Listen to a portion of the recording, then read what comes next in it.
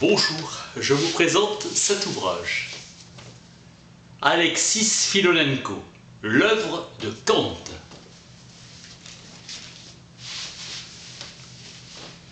Pour Nietzsche, celui qui connaît le lecteur ne fait plus rien pour le lecteur.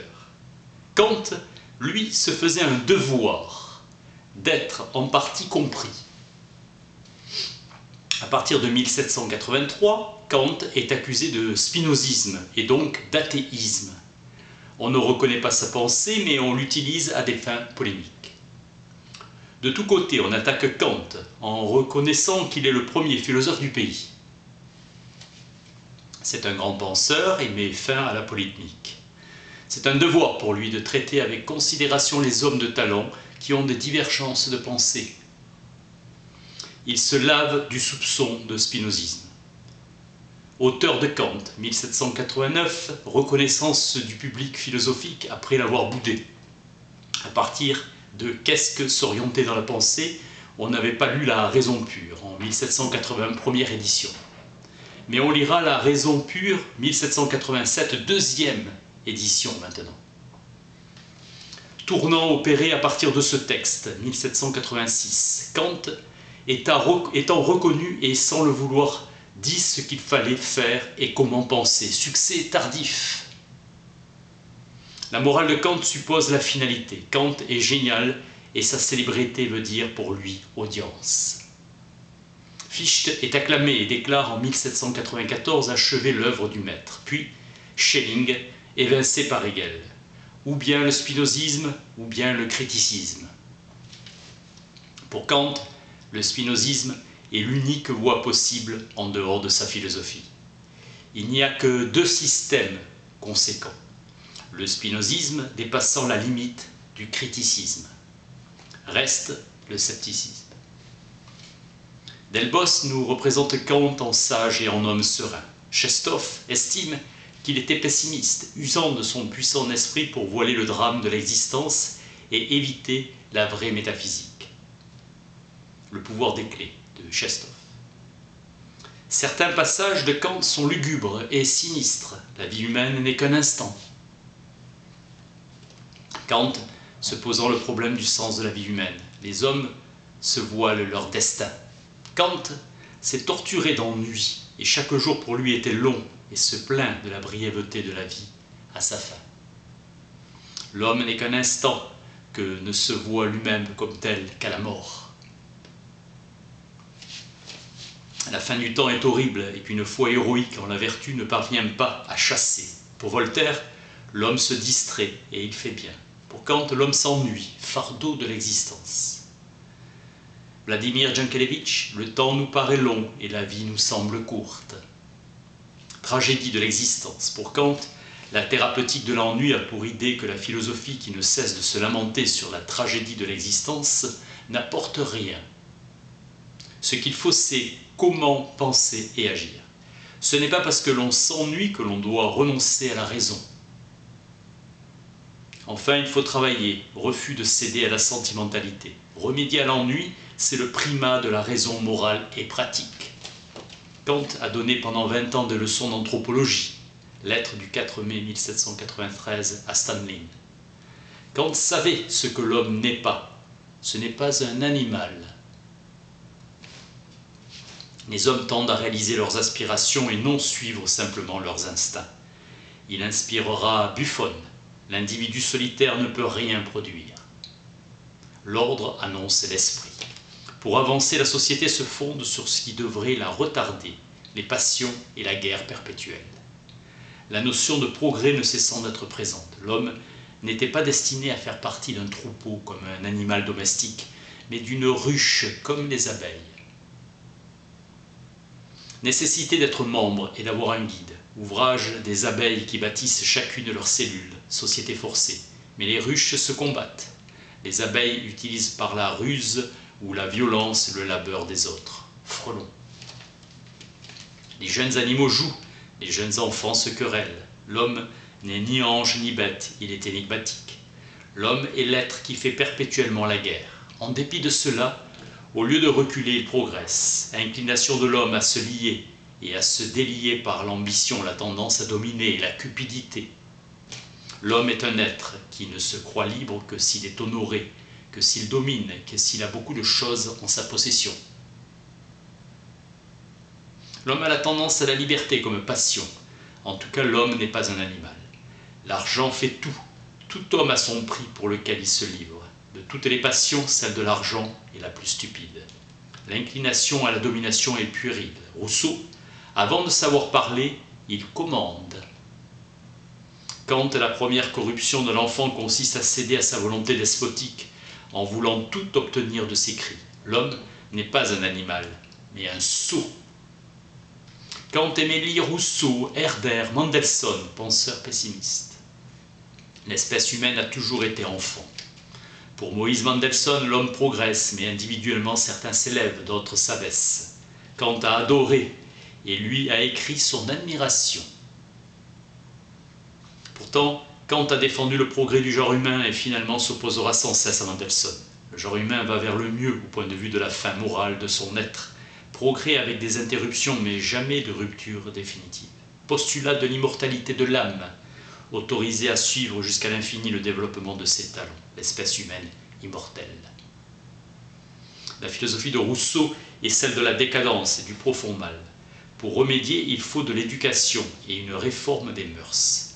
La réalité et la décadence de l'homme, son essence, c'est la volonté générale, et de la réalité à l'essence, un abîme infranchissable s'est creusé. On ne triomphe pas du monde, chez Rousseau. Scepticisme à l'égard du projet de paix perpétuelle. Opposé à la révolution, il pensait que le remède pourrait être pire que le mal. Négation du progrès. Rousseau ne prétendait pas être philosophe. Kant affirma le progrès et proposa la grande société des nations, donc la paix perpétuelle. Kant fait de Rousseau un partisan du progrès, l'interprétation. L'histoire de la nature commence par le bien, car elle est l'œuvre de Dieu. L'histoire de la liberté par le mal, car elle est l'œuvre de l'homme. Kant fait dire à Rousseau qu'il y a des virtualités de progrès. Kant affirme que l'on progresse volens nolens. Avec le vice, on fabrique de la vertu. Pour Rousseau, l'homme historique est un débile moral, et avec de la débilité, on fabriquera de l'imbécilité. Le pire nous attend. Rousseau ne pensait pas que l'homme dût revenir à l'état de nature, mais qu'il devait jeter sur lui un regard rétrospectif à partir du niveau qu'il atteint aujourd'hui.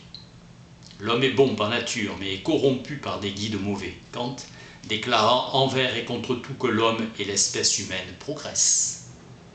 L'homme parle et est l'espèce qui a la faculté de se perfectionner, caractère spécifique différent du singe par exemple.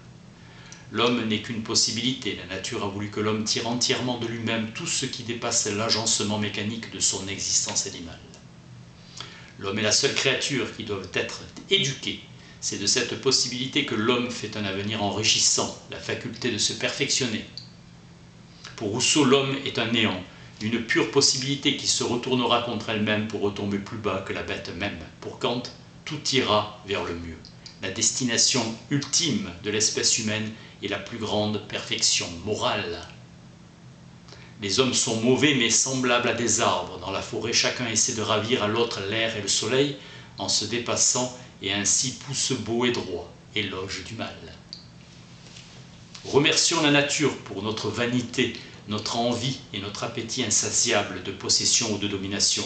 Sans cela, toutes les dispositions naturelles excellentes de l'humanité seraient étouffées dans un éternel sommeil. L'homme veut la concorde, mais la nature sait mieux que lui ce qui est bon pour son espèce. Elle veut la discorde. La nature l'oblige à sortir de son inertie. L'habileté ne peut être bien développée dans l'espèce humaine que grâce à l'inégalité entre les hommes.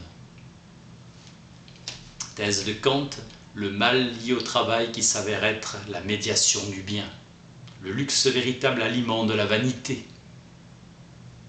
Les beaux-arts et les sciences rendent l'homme, sinon meilleur moralement, du moins plus civilisé grâce à un plaisir qui peut être communiqué à tous et au raffinement pour la société. Au fond, Kant songe à une société qui progressait grâce au mal, de moins en moins boiteuse détour par le mondain. Sur l'idée du progrès, Kant lutta d'abord contre lui-même. Pénible pour ce luthérien de faire du mal l'instrument du bien et de considérer le jeu des passions comme le moteur du progrès. Ensuite, contre Mendelssohn. Puis renversa Herder et Rousseau. Il a dû tout bousculer pour affirmer le progrès qu'il fera toujours avec une réserve. L'homme est un animal qui a besoin d'un maître. Image religieuse du bois courbe, saint Augustin, l'homme est dit curvus, car il se penche sur les biens de ce monde au lieu d'élever son regard vers les cieux. Pour Luther, la courbure de l'homme est telle qu'il revient sur lui-même. Pour Kant, c'est le cher moi. Ruse de la raison, il faudra qu'il y mette du sien pour être cet arbre beau et droit dans la forêt. Le progrès n'est pas automatique et sera infini. Marge étroite, où Kant rédige une morale. Ce qui est fondamental, c'est la constitution de l'État. C'est grâce à la politique que la morale kantienne cesse d'être abstraite.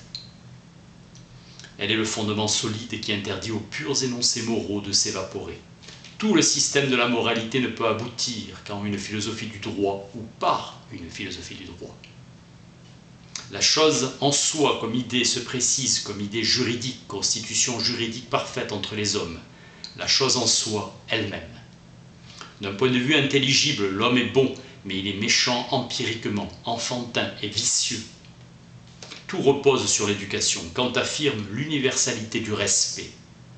Le suicide est le propre de l'homme. Le suicide montre qu'il n'est pas un animal, mais n'est pas un être nécessaire. Il est donc contingent. Sur les femmes, Kant cite Rousseau qui prétend qu'une femme ne devient jamais rien de plus qu'un grand enfant. Buffon dira que les femmes sont la moitié de l'humanité. Kant admet que l'homme est gouverné par la femme qui n'est qu'un enfant. Il n'y a dans l'œuvre de Kant aucune philosophie de l'amour. Pour Kant, tout finit par aller bien, car superficiellement tout va mal.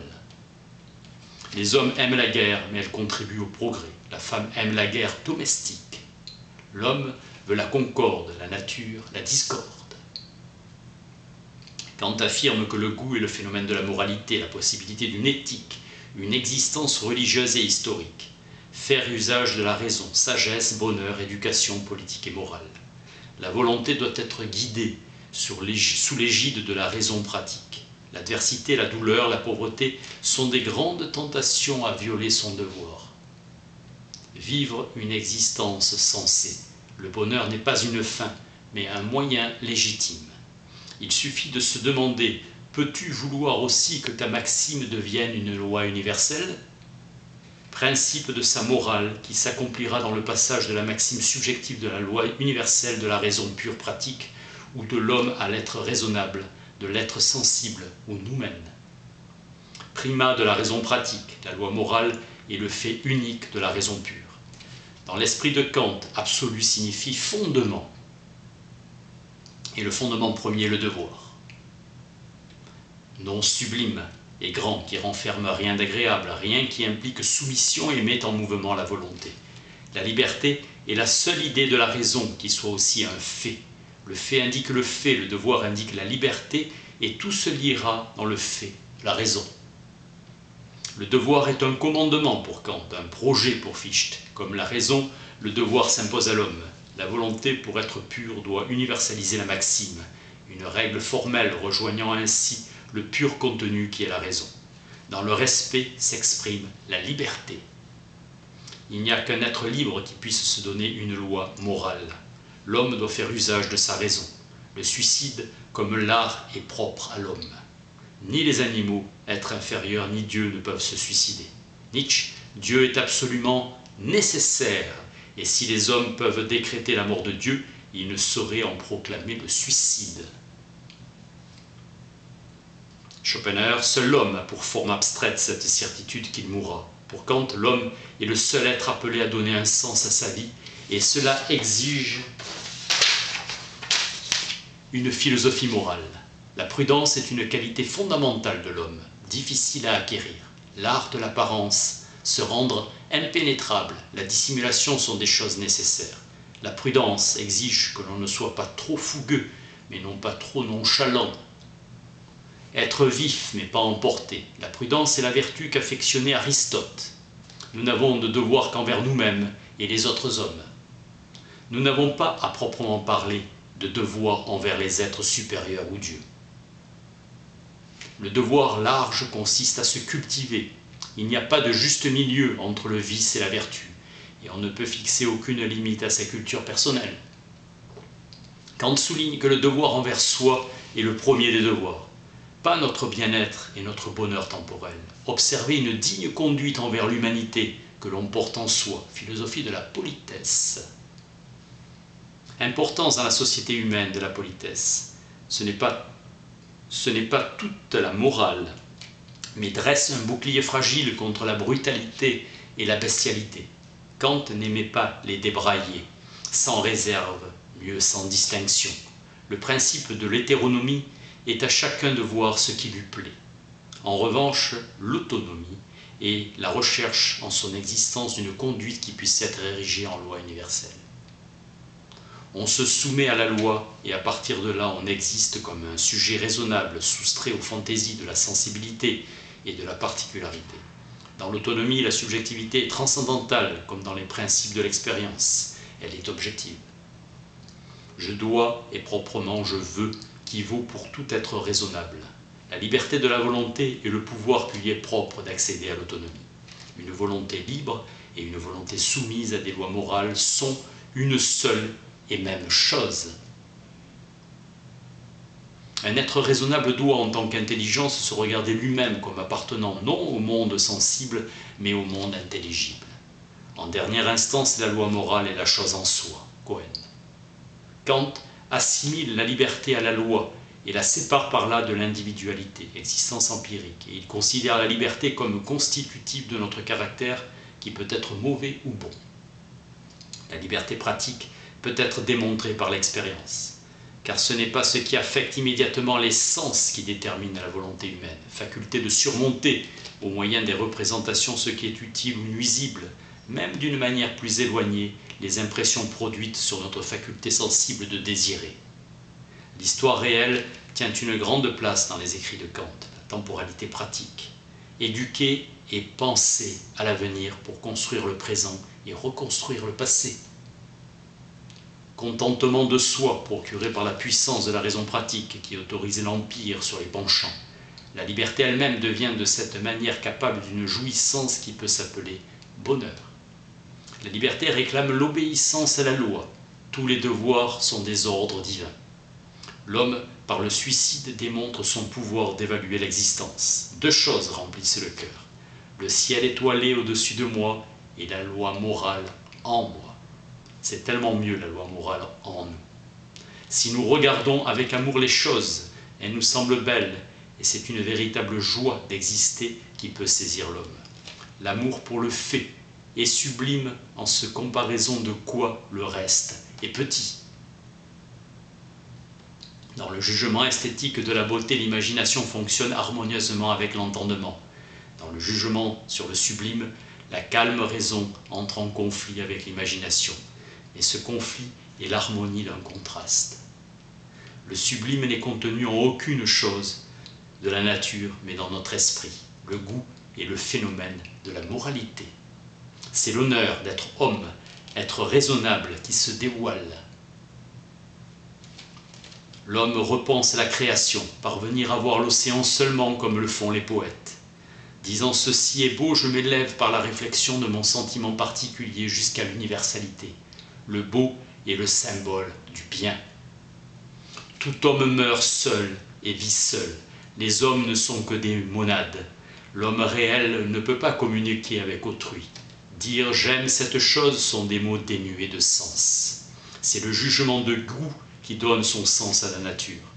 Dans la doctrine du droit, passage de l'état de nature à l'état civil au sein d'une communauté régie par des lois qui garantissent la propriété. Ce qui est fondamental pour Kant est preuve de progrès. C'est le pouvoir d'un peuple d'émerger de son passé et d'ouvrir à nouveau l'avenir. Leibniz écrit à l'abbé de Saint-Pierre « Il n'y a que la volonté qui manque aux hommes pour se délivrer d'une infinité de maux. » Kant se rangea du côté des naïfs et des amoureux rêveurs de la paix.